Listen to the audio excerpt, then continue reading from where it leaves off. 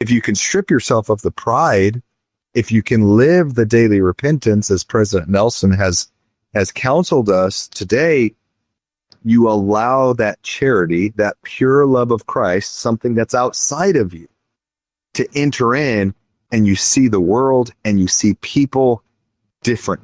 You see them more purely and as the Lord would see them, at least to a degree more than you would on your own. It just completely changes how you view other people and consequently how you view yourself and what you are here to do.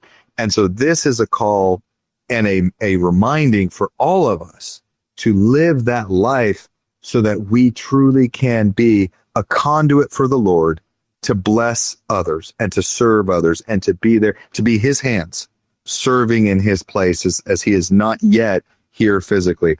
And so these two scriptures really touched me when we were going over them because of that experience I had just had.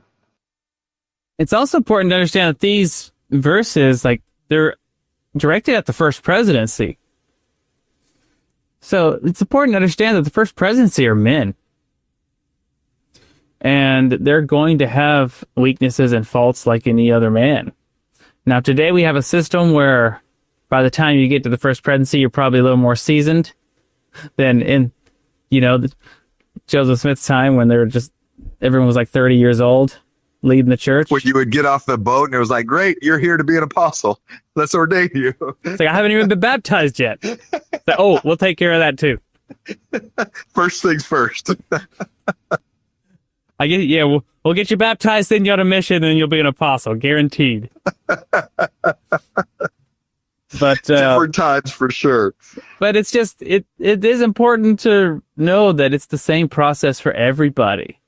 I guess, like, the gospel is the same for everybody, and these positions of leadership don't exempt you from having weaknesses and having things to overcome and having progress to be made in your life. And that's true at all levels of leadership in the church. Like, we're all just people trying to serve.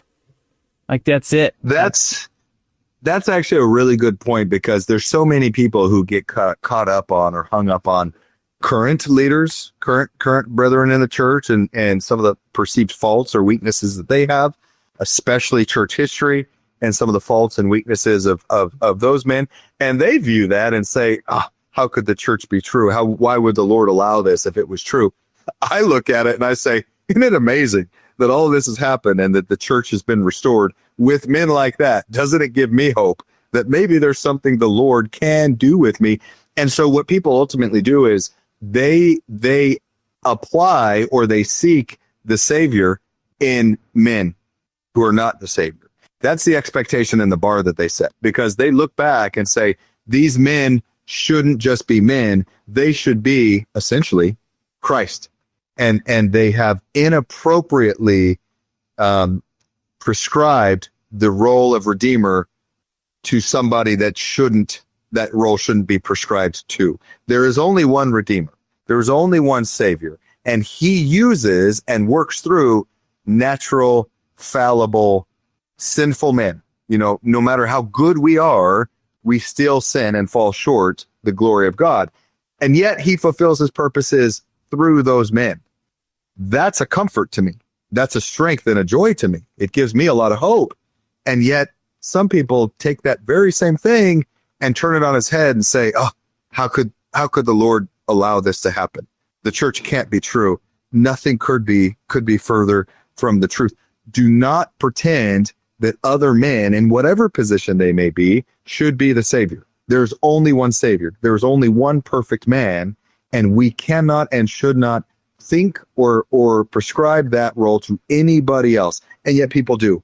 And then when those men fall short of that idolized vision of what they think they should be, then they start to question the church and the truthfulness of it. And that's a dangerous, dangerous place to set yourself up with.